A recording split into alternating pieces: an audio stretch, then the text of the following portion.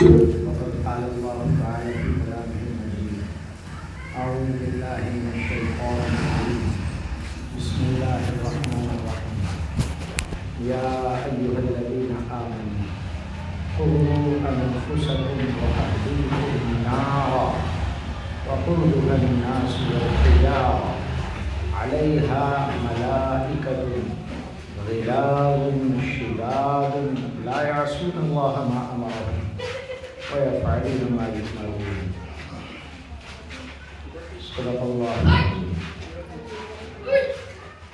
معزز ماں اور بہنوں، عزیز بچیوں، اللہ بزرگ برتر کا لاکھ لاکھ شکر و احسان ہے تو انہوں نے ہمیں اپنے حبیب پاک جناب محمد الرسول اللہ صلی اللہ علیہ وسلم کی وساطت سے ایک کامل مکمل دین، مذہب، نظام زندگی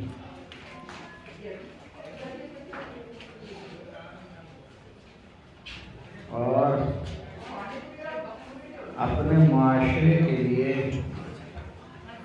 ایک خوبصورت نکھری ہوئی تہذیب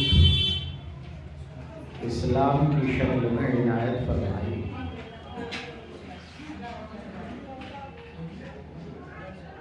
حضور اکرم صلی اللہ علیہ وسلم کی تشریف آوری سے پہلے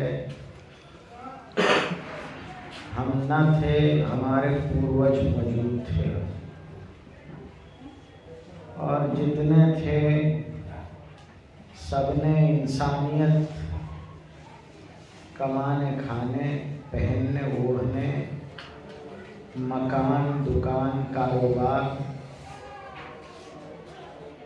ان سب کو سمجھا ہوا تھا۔ سب کے بچے ہوتے تھے، بڑے ہو جاتے تھے، طاقتور ہوتے تھے۔ آج جس طرح غریبی کا دور ہے، چھوٹا پریوار سکھی پریوار کا اعلان ہے، اس دور میں بڑا پریوار، طاقتور پریوار، بڑا پریوار، عزت دار پریوار، اس کا اعلان ہوتا تھا۔ جن کے جتنے زیادہ بیٹے ہوتے تھے، جن کے مین پاور زیادہ ہوتا تھا، ان سے لوگ ڈرتے بھی تھے، ان کا وقار اور رعب ہوتا تھا۔ پھر وہ بیٹے جو بھی چاہیں کریں، کچھ سماج پہ ظلم کرتے تھے، کچھ اپنے آپ پہ ظلم کرتے تھے، کچھ ماں باپ پہ ظلم کرا، لیکن ہوتے بہت سے تھے اور ان کی پیدائش پر خوشیاں بھی ہوتی تھیں۔ لوگوں نے صرف کمانے کھانے کو انسانیت سمجھ لیا تھا۔ رسول محترم صلی اللہ علیہ وسلم نے آ کر ہمیں پہلا سبق دیا ہے، لوگوں، انسان علم سے ممتاز ہوتا ہے۔ انسان کو اللہ نے عقل دی ہے، وہ جانوروں سے الگ ہوا ہے عقل کی وجہ سے، زبان کی وجہ سے، اور اس عقل کو جس طرح آنکھ اور روشنی دو چیزیں جمع ہوتی ہیں تب آدمی کو نظر آتا ہے۔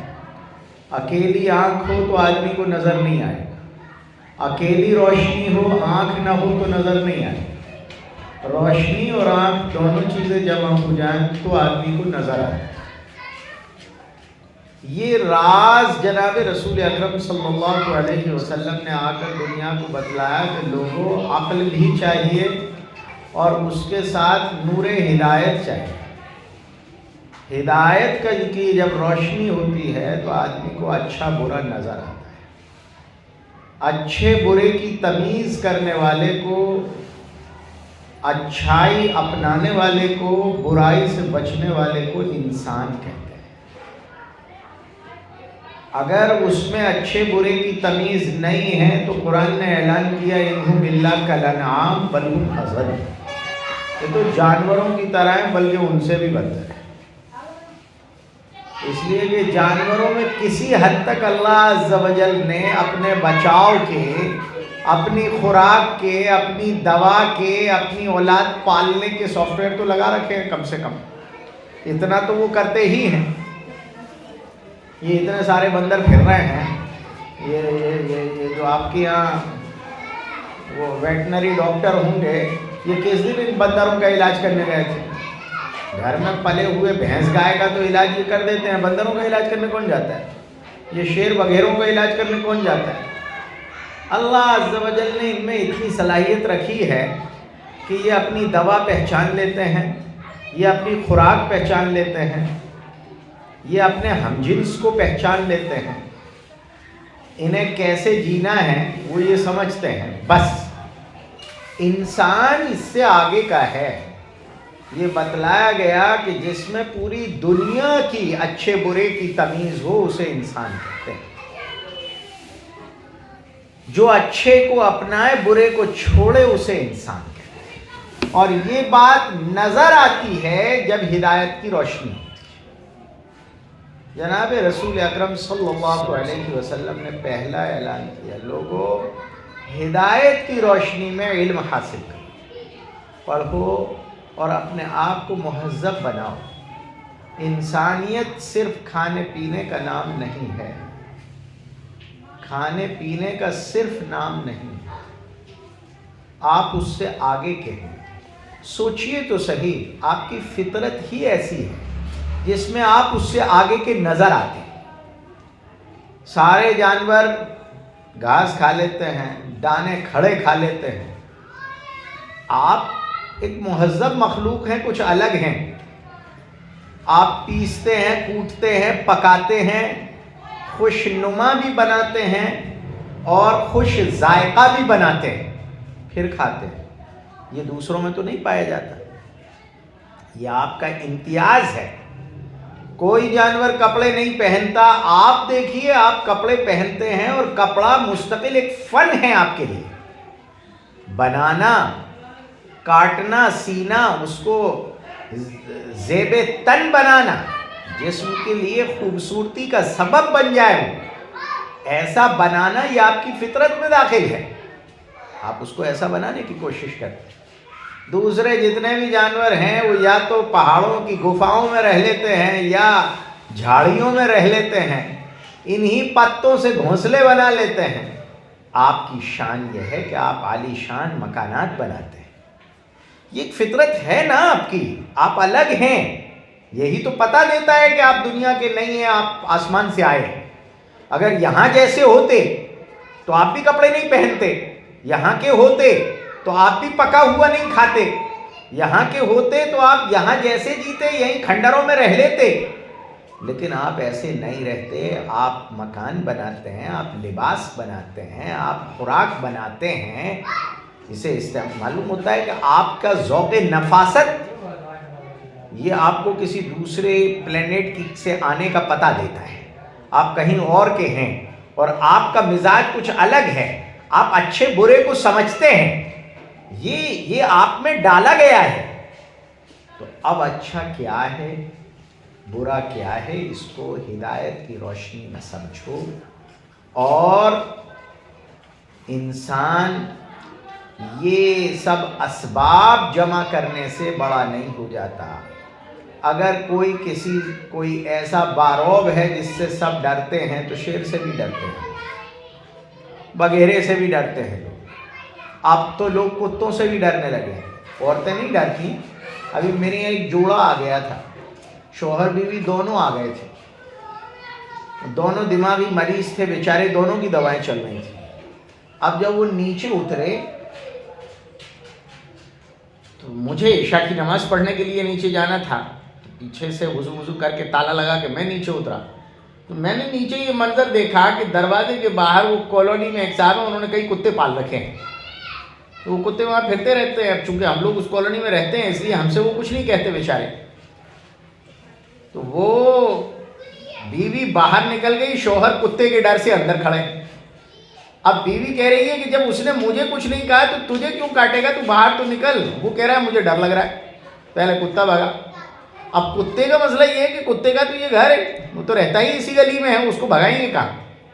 اب کتا بھاگنے کو تیار نہیں ہے، شوہر نکلنے کو تیار نہیں ہے، بیوی گھسیٹ رہی ہو. میں نیچے اترا تو یہ منظر میں نے بھی دیکھا کہ بیوی اسے گھسیٹ رہی تھی اور وہ ڈر رہا تھا. میں نے کہا بھائی خدا کے واسطے کلنک تو مت بن، اگر تجھے کتا کھا بھی لے تو کم سے کم ہم مردوں کی عزت تو رہنے دے. خدا کے واسطے اتنے نیچے مت اترو ابھی کہ وہ باہر نکل گئی ہے ڈیرنگ کے ساتھ اور آپ یہاں کھڑے ہیں ڈر ڈر کر. کم ہونا وہ کتا کاٹ لیتا ہے. میں نے کہا بھائی اسی لیے تو اس کو تم نے آگے کر دیا کہ اگر کاٹے گا تو اسے ہی کھائے گا نا. تو یہ تو ویسے بھی تم چاہتے ہو، لیکن یہ کہ وہ تو بیچاری کھڑی ہے، اس کو تو کسی نے کھایا نہیں، تو آخر تمہیں سے کیا رشتہ داری ہے کہ کتا تمہیں کھائے. جب انہیں میں نے پکڑ کے باہر نکالا اپنے ساتھ تب وہ نکل گیا. اگر کسی سے کوئی ڈرتا ہے، کسی کا اتنا خوف ہے، تو وہ انسان ہونے کی علامت نہیں ہے. کسی کے پاس روپیہ پیسہ ہے تو وہ انسان ہونے کی علامت نہیں ہے. قارون کے بارے میں قرآن نے بتلا دیا ہے.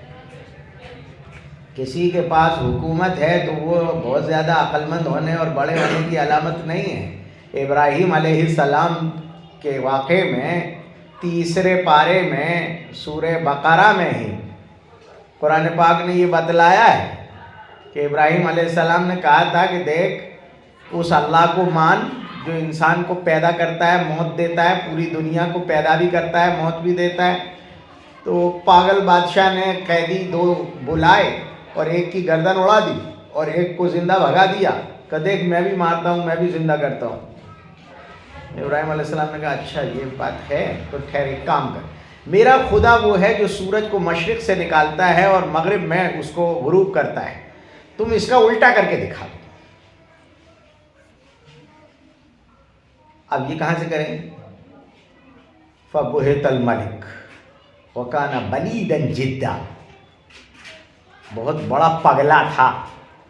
تو حکومت مل جانا یہ کوئی اچھے عقل مند ہونے کی دلیل نہیں ہے، اچھا انسان ہونے کی دلیل نہیں ہے. ایک بزرگ ایک مرتبہ ایک شہر میں گئے تھے. اس زمانے میں شہر پناہ کی دیواریں ہوتی تھیں، وہ قلعے کی پوری دیواریں ہوتی تھیں چاروں طرف، اور اس کے اندر شہر ہوتا تھا، دروازے ہوتے تھے. رات میں دروازے بند کر دیے جاتے تھے، صبح سے کھول دیے جاتے تھے. جو داخل ہوتا تھا اجازت سے داخل ہوتا تھا شہر میں. انہوں نے دیکھا کہ 4 بجے سے شہر کے دروازے بند ہیں. پوچھا کہ بھائی کیوں بند ہیں؟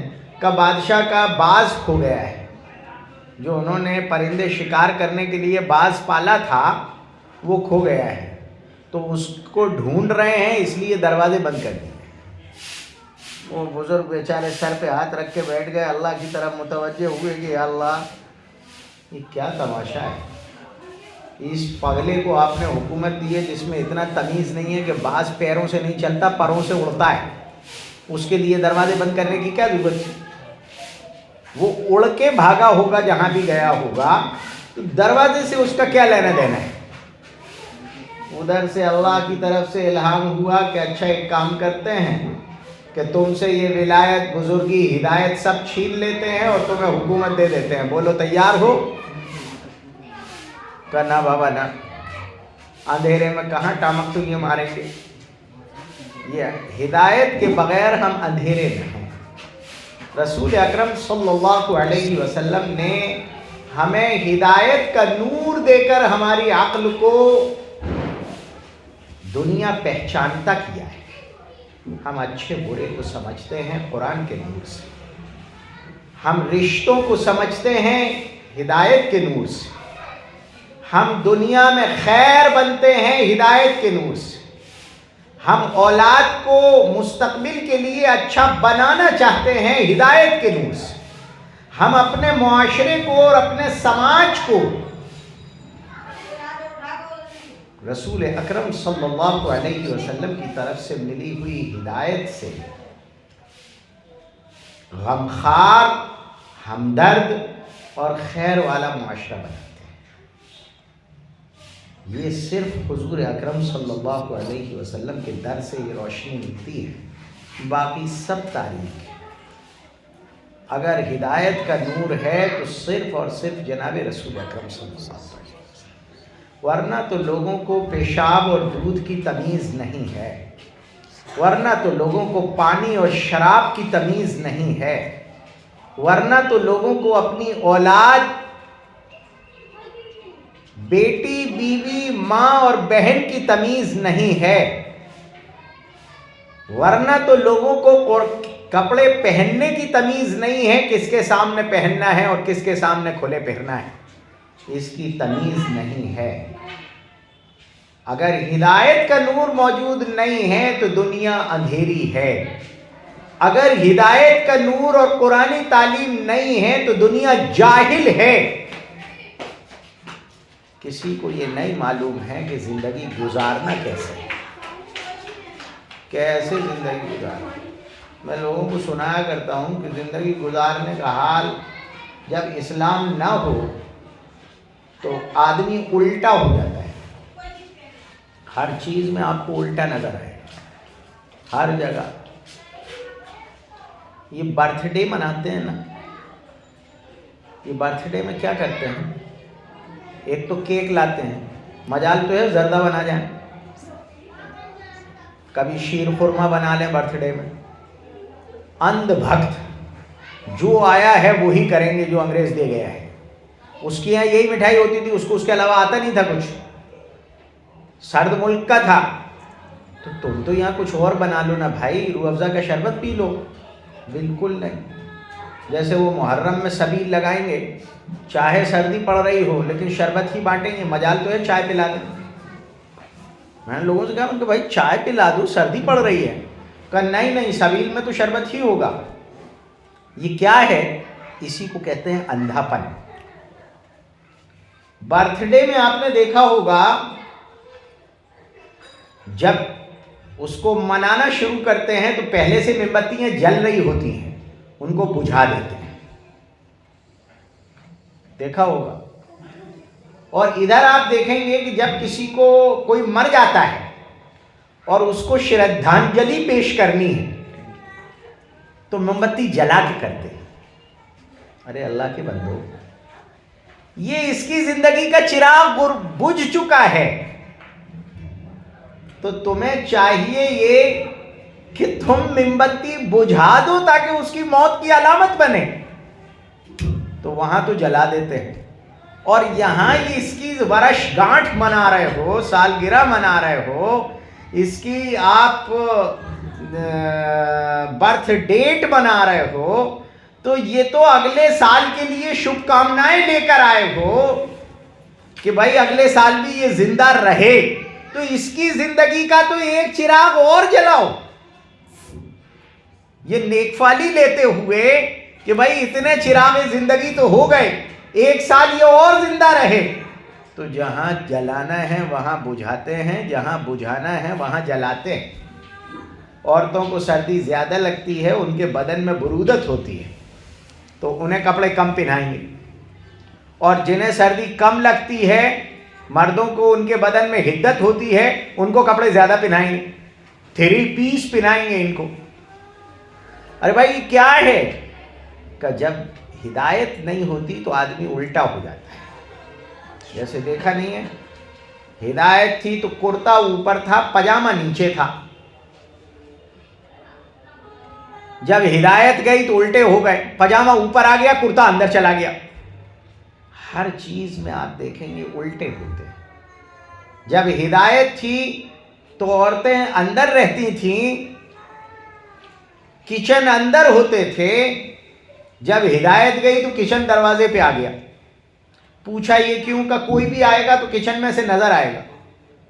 ارے بھائی کھانا بناتا آدمی، کوئی عورت ڈاکٹر نہیں ہے، کوئی ماسٹر نہیں ہے، کوئی کلیکٹر نہیں ہے، کوئی بیچاری پڑھی لکھی ہے، اس کو باہر اس کے بچے سلام کرتے ہیں، اور یہاں دیکھو تو میڈم برتن دھو رہی ہیں اور وہ بھی نظر آ رہا ہے یہاں سے۔ کیا بنانا چاہتے ہو بھائی؟ کہ جب ہدایت چلی جاتی ہے تو آدمی الٹا ہو جاتا ہے، الٹا ہو جاتا ہے، کھانے میں بھی الٹا، پینے میں بھی الٹا، سب میں الٹا ہو جاتا ہے۔ یہ آج جتنے جو کچھ بھی کھا رہے ہیں پی رہے ہیں، دیکھ نہیں رہے کہ رات کو جاگتے پھر رہے ہیں، صبح سو رہے ہیں، یہ الٹے کیوں ہو گئے؟ کہ ہدایت کا نور نہیں ہوتا تو سب کچھ پلٹ جاتا ہے۔ جب آپ ہدایت پر آ جائیں گے تو سب کچھ سیدھا ہو جائے گا۔ پھر دن جاگنے کے لیے ہوتا ہے، رات سونے کے لیے ہوتی ہے، لباس بدن ڈھانکنے کے لیے ہوتا ہے، لباسیں یواری سوآتکم وریشا، خوبصورتی کے لیے ہوتا ہے اور بدن ڈھانکنے کے لیے ہوتا ہے۔ یہ آپ کو بیماریوں سے تقیکم الحر و تقیکم بأسکم، تکلیفوں سے بچانے کے لیے ہوتا ہے، گرمی سے بچانے کے لیے ہوتا ہے۔ یہ سب آدمی سیکھتا ہے کہ کہاں سے آیا؟ کہ جب ہدایت آئے گی تو سمجھ میں آتا ہے۔ جب ہدایت نہیں رہتی تو کھڑے کھڑے پیشاب کر رہے ہیں، ارے بھائی کیا ہو گیا؟ جانور کیوں ہو گئے؟ کہ جب ہدایت نہیں ہے میرے پاس تو میں انسان بچا کہاں؟ انسانیت جو میرے پاس آئی تھی وہ تو نبی کے ذریعے سے آئی تھی، نبی کو ہٹا لیا تو میں جانور کی طرح کھاتا ہو گیا، جانور کی طرح پیشاب کرتا ہو گیا، جانور کی طرح پھرتا ہو گیا، نہ میری رات بچی نہ میرا دن بچا، میں پورا کا پورا ہی اپنی ٹریک سے باہر ہو گیا۔ یہ جناب رسول اکرم صلی اللہ علیہ وسلم کا خاصہ ہے۔ حضور اکرم صلی اللہ علیہ وسلم نے انسانیت کو اپنی پٹری پر لا کر کھڑا کیا ہے کہ تم اس پر آ جاؤ تو دوڑنے لگو گے زندگی میں، اور اگر اس سے نیچے اتر گئے تو پھر تم کسی کام کے نہیں بچو گے۔ یہ دنیا کو ہم سب کو، ہم نے جو رسول اکرم صلی اللہ علیہ وسلم کا کی رسالت کا کلمہ پڑھا ہے وہ اسی لیے کہ اب حضور کی پٹری پر ہم چلیں گے۔ ان ھذا صراطی مستقیما فاتبعوہ، حضور جو پٹری ڈال گئے ہیں بس اس پر ہمیں چلنا ہے۔ اس لیے کہ ہمیں، اگر ہم اس طرف جائیں گے تو سارے جانور مل کر ہمیں اپنا جیسا بنا لیں گے، کسی نہ کسی جیسا تو بننا ہوگا، یا تو سارے جانور مل کر ہمیں اپنے جیسا بنا لیں گے، یا اللہ کا نبی جو اللہ کا پیغام لے کر آیا ہے وہ ہمیں اللہ والا بنا دے گا۔ اللہ ولی الذین آمنوا یخرجہم من الظلمات الی النور۔ اگر مومنین دنیا میں وہ ہیں جن کا ولی، جن کا دوست، جن کا خیرخواہ، جن کا رہبر، جن کا رہنما، جن کا ہادی، جن کا پیشوا اللہ ہے اصل، اللہ انہیں سیدھا راستہ دکھاتا ہے، انہیں اندھیرے سے اجالے میں نکالتا ہے۔ یہ جو اجالا ہے یہ ہدایت کا ہے، یہ نعمت ہے جو ہمیں میسر ہے۔ جب اسلام آیا تھا رسول اکرم صلی اللہ علیہ وسلم نے اس نعمت سے لوگوں کو جب متعارف کرایا، لوگوں نے جب یہ نعمت دیکھی تو لپک لپک کر جو سمجھدار لوگ تھے اختیار کرتے چلے گئے۔ حضرت عثمان جیسے، بلال حبشی جیسے، علی ابن ابی طالب جیسے، ابو بکر صدیق جیسے، سب اختیار کرتے چلے گئے، جن جن کی جو سمجھدار تھے۔ کچھ کی سمجھ میں دیر سے آیا وہ دیر سے آئے، لیکن آتے سب چلے گئے، اور جب آ گیا تو انہیں پتہ لگ گیا کہ ہم بہت ہی اندھیرے میں تھے، اب اجالے میں آئے ہیں۔ اسی لیے صحابہ آ کر روتے تھے کہ حضور ہم نے تو اپنی بیٹیوں کو زندہ گاڑ دیا، اتنا ظلم ڈھایا ہے ہم نے۔ روتے تھے، آنسو بہاتے تھے کہ ہم نے نعمت کی بجائے قدر کرنے کے ہم کیسے قسی القلب تھے کہ ہم نے اپنی اولاد کو اپنے ہاتھوں سے قتل کر دیا، مار دیا، زندہ گاڑ دیا۔ روتے تھے وہ، کیونکہ ان کو نعمت مل گئی تھی، ان کو ہدایت کا جب نور ملا تو ان کی سمجھ میں انسانیت آ گئی تھی۔ پھر وہ اسلام کی قدر کرتے تھے، اس ہدایت کی قدر کرتے تھے، اور اس کو زندگی کی سب سے بڑی نعمت سمجھتے تھے۔ ان کی سمجھ میں یہ آ گیا تھا کہ پیسہ، روپیہ، مکان، دکان، یہ سب چیزیں ثانوی درجے کی ہیں، دنیا میں برتنے کے لیے ہیں۔ الدنیا کلھا متاع، دنیا برتنے کا سامان، یہ سب برتنے کی چیزیں ہیں، لیکن انسان بننے کے لیے جس چیز کی ضرورت ہے وہ تو ہدایت۔ یہ ان کی سمجھ میں آ گیا تھا۔ تو پھر وہ دنیا کے بڑے بڑے بادشاہوں کے جہاں سجدے رکوع ہو رہے تھے اور لوگ تلواریں لیے کھڑے رہتے تھے، وہ ایک بادشاہ تھا ایران کا، اس کا نام، اس کو کسرا کہتے تھے، اس کا 2 کنٹل کا تاج تھا، 2 کنٹل۔ اب بتا، یہ بیوقوفی نہیں ہے تو کیا ہے؟ ارے پگلے، تجھے تاج رکھنا ہے تو اتنا بڑا رکھ جتنا تیری کھوپڑی برداشت کرے۔ 2 کنٹل کا تاج، وہ زنجیروں سے لٹکا رہتا تھا۔ جب بادشاہ سلامت تشریف لے آتے تھے، بیٹھ جاتے تھے، تو وہ تاج زنجیریں کھولی جاتی تھی، نیچے آتا تھا، اور جب سر پہ آ جاتا تھا، اندر کے تو سب اسکرو ڈھیلے تھے، اوپر سے اسکرو ٹائٹ کیے جاتے تھے، تب وہ حضرت بیٹھے رہتے تھے۔ اب آنکھوں کے اشاروں سے چل رہی ہے، تو اس لیے کہ گردن کا اشارہ تو کر ہی نہیں سکتے نا، یہ 2 کنٹل ہلائیں گے کیسے؟ ایسے ایسے بے وقوف پائے جاتے تھے۔ اسلام آیا، اسلام نے ان سب بیڑیوں سے، زنجیروں سے آزاد کیا انسانیت کو، تو لوگوں کو اس کی قدر تھی، وہ اسے سینے سے لگائے ہوئے تھے۔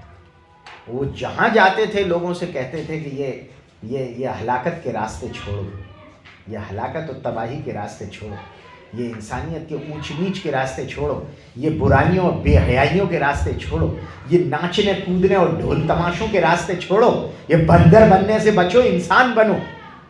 جہاں جاتے تھے ربانیت کی دعوت دیتے تھے، اور اپنے دین پر فخر کرتے تھے۔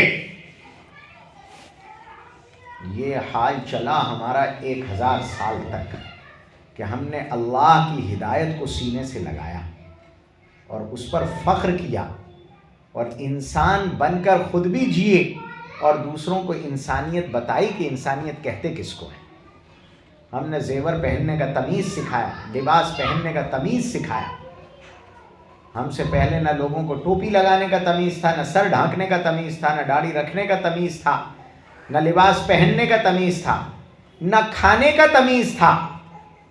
یہ سکھایا دنیا کو، اور اللہ کی معرفت دلائی، بتلایا کہ دنیا میں جب رہتے ہو اور سب سے بڑا اللہ ہی کو مانتے ہو تو سجدہ اللہ کے سامنے کرو، اللہ کے سامنے جھکو۔ یہ جانوروں کے سامنے کیوں جھکتے ہو؟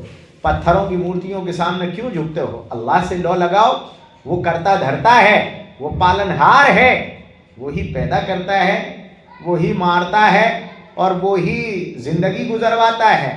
ہر مرحلے پر تمہارے وہی کام آتا ہے۔ زندگی جس میں انسانی میں جو خون کے قطرات بہہ رہے ہیں، ان میں جن جن چیزوں کی ضرورت ہے وہ سب عطا کرنے والی ذات صرف اور صرف اللہ ہی کی ہے۔ جب وہ دیتا ہے تو اس کی عبادت کرو۔ اس لیے کہ جو لوگ مشرک ہو جاتے ہیں ان کی آنکھیں بند ہو جاتی ہیں۔ پوری دنیا میں جتنے بھی مشرک ہیں، شرک کرنے والے ہیں، اللہ کے ساتھ دوسروں کو خدا ماننے والے ہیں، وہ اللہ کو سب مانتے ہیں، لیکن مجال تو ہے کہ اللہ کے نام کا کوئی عبادت خانہ بنا لیں، یا اپنی زبان سے اللہ کا نام لے لیں۔ نہ وہ اللہ کا نام لے سکتے ہیں اور نہ اللہ کو سجدہ کر سکتے۔ وہ سب کو سجدے کریں گے لیکن اللہ کو نہیں کریں گے۔ یہ ناسمجھی اور جہالت کی آخری انتہا ہے۔ جس کو آپ سب سے بڑا معبود مانتے ہیں، کبھی ایک دن تو اس کو دو، لیکن اس کو نہیں مانا جاتا، اس کی عبادت نہیں کی جاتی۔ یہ جہالت نہیں ہے تو کیا ہے؟ مسلمان نے پورے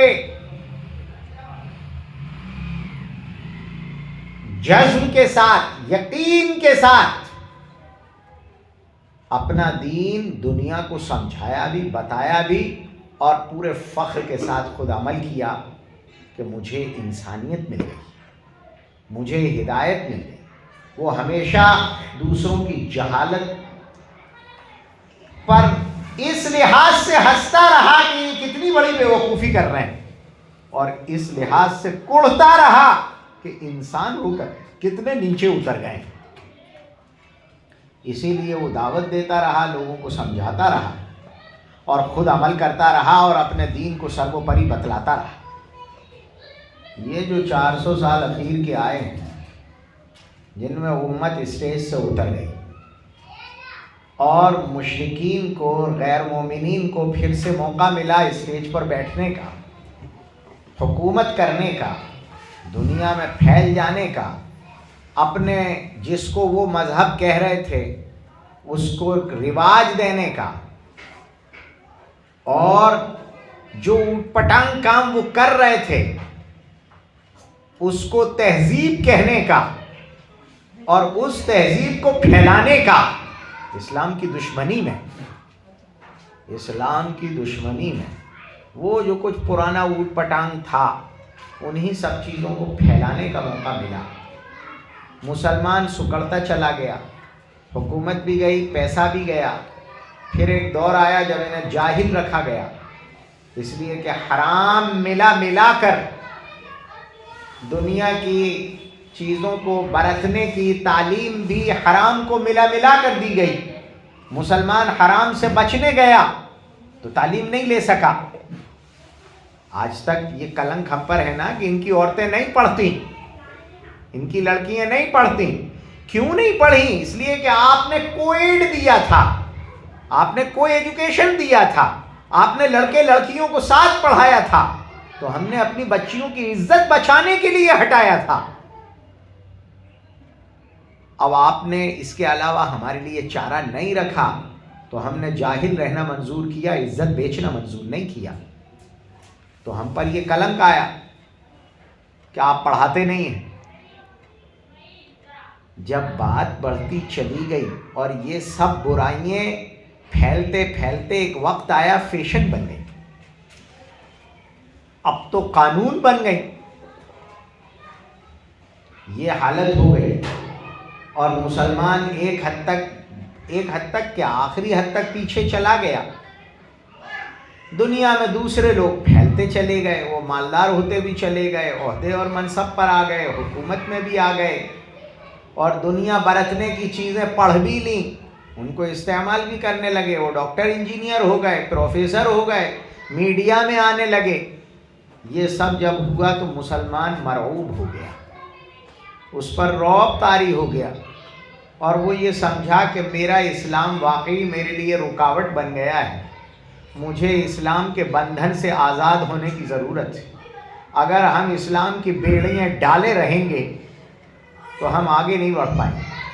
دوسرے اسے اسلامی تہذیب کے ساتھ لوگوں کے درمیان بیٹھنا برا لگنے لگا. اس کو ایسا لگا کہ لوگ یہ بڑے بڑے لوگ میرا مذاق اڑائیں گے. تو پھر زبانوں سے انشاءاللہ، ماشاءاللہ، سبحان اللہ، الحمدللہ، یہدیک اللہ، یرحمک اللہ، بارک اللہ، اللہ اکبر، یہ سب کلمات دھیرے دھیرے ختم ہو گئے. کہ ہم غیروں کے مجمع میں بیٹھے ہیں، وہاں انشاءاللہ بولیں گے تو لوگ کیا سمجھیں گے. زبانوں سے دھیرے دھیرے یہ کلمات ختم ہو گئے. آہستہ آہستہ اسلامی تہذیب ہم نے چھوڑنا شروع کر دی. ہم بھی کرسیوں پہ کھانے لگے اور آگے بڑھے تو گدھ بھوج میں لگ گئے، جس کو بوفے سسٹم کہتے ہیں. آپ یہ گدھ بھوج کہلاتا ہے ہندی میں. اس سے آپ اندازہ لگا لیجئے کہ وہ کیا ہے. ہم بھی ہمارے بچے بھی کھڑے کھڑے پیشاب کرنے لگے، ہمارے بچے بھی سڑکوں پر گالیاں بکنے لگے، ہمارے بچے بھی 12 بجے تک، 10 بجے تک، 11 بجے تک، 9 بجے تک سونے لگے. ہمارے گھروں میں بھی صبح کے چراغ گل ہو گئے. ہمارے یہاں بھی وہی راتوں میں دیر تک بکواس ہونے لگی. ہمارے یہاں بھی وہی لباس پہنا جانے لگا. ہماری بچیوں کے بھی کندھے کھول دیے گئے بچپن سے. ہماری بیویوں نے بھی سر سے دوپٹے اتار دیے اور غیروں کے سامنے بے تکلف مسکرانا اور آنا اور بات چیت کرنا شروع کر دیا. ہمارے یہاں بھی ڈھول تماشے ہونے لگے. ہم بھی ادھر چلے گئے یہ سوچ کر کہ دیکھو یہ سب اسی سے تو ترقی کر گئے، یہ کتنے بڑے لوگ ہو گئے، اب ہم اس سے ہٹیں گے اور مسلمان بنیں گے تو لوگ ہمیں ذلیل سمجھیں گے. ہم نے اسلامی تہذیب کو، اسلامی اعمال کو، اور بعض نے تو آگے بڑھ کر اگر کوئی نیتا گیری کرنے لگا ہے اور 4 ایسے سڑک کے ٹھلے جیسے نیتا بیٹھے ہیں، اذان ہو جائے تو یہ مسلمان جمعہ پڑھنے بھی نہیں جائے گا. کیوں نہیں جا رہے ہیں آپ بھائی؟ وہ یہ لوگ یہ سمجھیں گے کہ یہ کٹر پنتھی ہے. ہماری بچیوں نے بھی برقعے اتار دیے، حجاب ہٹا دیے، تسبیح ہاتھ سے گرا دی، اور ہم بھی ماڈرن ہو گئے پوری طرح. ماڈرن ہونے کا کیا مطلب؟ کہ وہی ہدایت کا نور ہم سے بھی چلا گیا، ہم بھی الٹے ہو گئے، ہم بھی جاہل ہو گئے. رسول اکرم صلی اللہ علیہ وسلم انسانیت کو جس گڑھے سے نکالنے آئے تھے اور ہمیں اس کا ذمہ دار اور امانت دار بنا کر گئے تھے، کہ اس الٹی دنیا میں تم سیدھے بنے رہنا، تمہیں تو میں نے سدھایا ہے، تمہیں میں نے سدھارا ہے، تمہیں میں نے بنایا ہے، دنیا دیکھے کہ یہ محمد الرسول اللہ کے بنائے ہوئے ہیں صلی اللہ علیہ وسلم۔ حضور ہمیں امانت دار بنا کر گئے تھے کہ دنیا پریشان ہو کے پھر تمہاری طرف آ جائے گی، لیکن ہم ہی چل بسے، ہم نے ہی اپنا سب کچھ بدل لیا، اور اب بات آگے بڑھ گئی۔ پہلے تو ہم نے اپنی تہذیب چھوڑی، پھر برتھ ڈے تو مناتے ہیں، لیکن کتنے لوگ ہیں جو اپنے بچے کو اقرا پڑھواتے ہیں، اس کے لیے کوئی پروگرام کرتے ہیں، دعا کی مجلس رکھتے ہیں؟ کتنے لوگ ہیں جو بچے کے قرآن پاک مکمل ہونے پر نشرہ کرتے ہیں، دین سیکھنے پر نشرہ کرتے ہیں، خوشی کا اظہار کرتے ہیں؟ کتنے لوگ ہیں؟ بلکہ اب تو حال یہ ہو گیا ہے کہ اگر 31 ہے تو رات بھر منائی جائے گی، برتھ ڈے ہے تو پورے دن بچہ نئے لباس میں گھومتا پھرے گا، اور اگر عید ہے تو پڑھ کے سو جائیں گے۔ آپ کون سی تہذیب دے رہے ہیں؟ ان بچوں کو کیا بتلا رہے ہیں آپ؟ یہ بتلا رہے ہیں کہ دھرم سائڈ کی روکھی سوکھی چیز ہے، اس کی ساری چاشنی آپ نے چھین لی۔ مذہب اتنا روکھا تو نہیں تھا، لیکن دوسروں کے ڈر سے ہم نے اپنی تہذیب چھوڑی، اپنے مذہبی اعمال چھوڑے، اور جب یہاں پہنچے تو اب بات آگے بڑھ گئی۔ اب یہ ہو گیا کہ ان اسکولوں میں جہاں ہم ترقی کے لیے اپنے بچیوں کے سر کے دوپٹے چھین کر، برقعے اتار کر، بلکہ اب تو ٹانگیں بھی کھل گئیں، پاجامے بھی تو اتار دیے، اسکرٹ پہنا کر جہاں بھیج دیا تھا کہ ڈاکٹر نہیں بنے گی، وکیل نہیں بنے گی، ماسٹر نہیں بنے گی، پروفیسر بنے گی، عزت ملے گی، دنیا میں آگے بڑھیں گے، وہاں اس لالچ میں پہنچانے گئے، اب وہاں شرک کی دعوت دی جانے لگی ہے۔ اب وہاں کہا جا رہا ہے کہ بچہ اگر آپ کا آیا ہے تو اسے وندے ماترم کہنا ہوگا، یعنی اپنے وطن کو کی عبادت کرنی ہوگی، وندنا کرنی ہوگی۔ اگر آ گیا ہے بچہ تو سرسوتی وندنا کرنی ہوگی، سرسوتی دیوی کی عبادت کرنی ہوگی، اور یہ سمجھنا ہوگا کہ علم یہی دیتی ہے، نعوذ باللہ۔ اگر بچہ آ گیا ہے تو اس کو سوریہ نمسکار کرنا ہوگا، اس کو گرو کے پیر چھونے ہوں گے، اس کو جتنے بھی مشرکانہ تہوار ہیں ہوش اللہ سے منوائے جائیں گے، اور آپ کو ان میں شرکت کرانی ہوگی۔ اور بات آگے بڑھ گئی، اب چاہے 26 جنوری ہو، 15 اگست ہو، یا اینول فنکشن ہو، سارے موقعوں پر جو ڈرامے کرائے جائیں گے، جو پروگرام کرائے جائیں گے، اس میں محمد الرسول اللہ صلی اللہ علیہ وسلم کی امت کی ان بیٹیوں کو نچایا جائے گا، ان سے بھجن کرائے جائیں گے، ان سے ان ڈراموں میں مشرکانہ الفاظ کہلائے جائیں گے، اور حضور کی روح کو چڑھایا جائے گا کہ آج تمہاری امت اس طرح بے بس ہو کر ہمارے قبضے میں ہے کہ ہم جیسے چاہیں اس کی لڑکیوں کو نچا لیں۔ یہ دنیا میں اس وقت ہو رہا ہے، دنیا میں باہر کی میں نہیں، میری اور آپ کی گلیوں میں ہو رہا ہے۔ میں نے ابھی کل ہی علماء سے کہا کہ بھائی یہ 26 جنوری میں اسکولوں میں جن بچیوں کو نچایا گیا، ڈرامے کرائے گئے، بے پردہ رکھا گیا، ہندو اوتار دیویاں بنایا جاتا ہے، یہ سب کچھ ہو رہا ہے اور ماں باپ کی رضامندی سے ہو رہا ہے۔ ایک طرف تو وہ تھے جو زندہ گاڑ دیتے تھے، اور ایک طرف یہ ہیں جو اپنی بیٹیوں کا ایمان گاڑ دیتے ہیں۔ ضرور میں اپنی بہنوں سے بہت ہی عاجزی اور ادب سے عرض کروں گا، ہم اس دور میں ہیں جب امت پل صراط سے گزر گئی،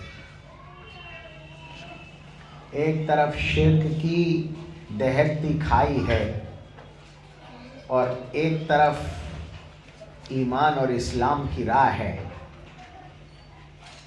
اس بیچ میں سے گزارنا ہے اپنے بچوں کو. ان کے ایمان کو سلامت رکھنا یہ ہماری ذمہ داری ہے. ہمارے ابا، ہمارے دادا، ہمارے پردادا اور ان سے پہلے والے داداؤں کے زمانے میں ماحول یہ نہیں تھا جس میں اسلام کو، دین کو، ایمان کو اتنا بڑا خطرہ لاحق ہو جتنا آج. اللہ کے واسطے میری بہنیں میری اس عاجزی کے ساتھ بیان کیے ہوئے درد پر غور کریں. اس وقت میں ہمیں گھروں میں مستقل ماحول بنانا ہوگا کہ ہم بچوں کو اللہ واحد و لا شریک کی وحدانیت اور یکتائی، ایک ہونے، سپریم پاور ہونے کا یقین دلائیں. ان کو یہ بتائیں یہ دیوی دیوتاؤں میں کوئی دم نہیں ہے، یہ پتھروں کے ہیں. ان ہی الا اسماء سمیتموها انتم وآباؤکم ما انزل اللہ بہا من سلطان. یہ چند نام ہیں، رسم و رواج، رسمی نام رکھ رکھے ہیں لوگوں نے، ان کے پیچھے اللہ کی کوئی گواہی موجود نہیں ہے. یہ سب جھوٹ پر مبنی ہے، دھوکے پر مبنی ہے. ہمیں جناب محمد الرسول اللہ صلی اللہ علیہ وسلم نے اس اللہ کا تعارف کرایا ہے جس کو ہر جانور بلکہ ہر مخلوق اس کی تسبیح کرتی ہے اور اس کی حمد بیان کرتی ہے. اس کا تعارف کرایا ہے. زمین و آسمان جس کے قبضہ قدرت میں ہے اس کا تعارف کرایا ہے. اس پر ایمان لانے کا پابند بنایا ہے. ہمیں جو کچھ مانگنا ہے ہم اللہ سے مانگیں گے، ہمیں جو کچھ کہنا ہے اللہ سے کہیں گے. ہم جب بھی سر جھکائیں گے صرف اللہ کے سامنے جھکائیں گے. اللہ کے علاوہ جتنے بھی ہیں سب مخلوق ہیں، سب ادنا ہیں، اللہ اعلیٰ ہے. اسلام سروپری ہے، اسلام سے اعلیٰ کوئی مذہب نہیں ہے. یہ باتیں آج ہمیں اپنے بچوں کو پلانی ہوں گی. ان کو صبح و شام چلنے پھرنے، گھر سے نکلنے، گھر میں اندر آنے کی دعاؤں کی صرف یاد رٹانے سے نہیں، ان کو عملی شکل دینی ہوگی. عملی شکل جب مائیں سدھارتی ہیں بچوں کو اور سدھاتی ہیں. ابھی راستے میں آ رہا تھا تو ایک چھوٹی سی بچی کا، شاید اس کی عمر ایک کی 4 سال ایک کی 5 سال ہے، ان دو کا وائس میسیج آیا تھا کہ مفتی نانو ہمارے لیے دعا کرنا کہ ہم بالغ ہونے سے پہلے حافظ ہو جائیں اور پھر ہم حج کرنے کے لیے جائیں اور وہاں طواف میں ہم قرآن پڑھیں. انہوں نے بھی سنا ہوگا. یہ ابھی آیا تھا. وہ چھوٹی چھوٹی بچیوں کی اماں سے میں نے کہہ دیا تھا کہ ابھی تم عمرے میں مت جاؤ، ابھی پچھلے سال حج کر کے آئے ہو، اتنی جلدی مت جاؤ. تو وہ چھوٹی بچیاں مجھ سے لڑنے آئی تھیں کہ ہم مفتی نانو سے جا کے لڑیں گے. اندور کی ہیں، میری رشتہ دار نہیں ہے، وہ منصوری برادری کی بچیاں ہیں. وہ مفتی نانو مجھے کہہ رہی ہیں اپنی اماں کی وجہ سے، میری نواسیاں نہیں ہیں کہ میں ان کی تعریف کر رہا ہوں. یہ ماں کی تربیت ہے کہ ان بچیوں کو وہ زبردستی گئیں وہاں عمرے میں، 3 بار بوسے دیے، حجر اسود کے پولیس والوں نے دلا دیے پکڑ پکڑ کے، ان کا شوق دیکھ کر.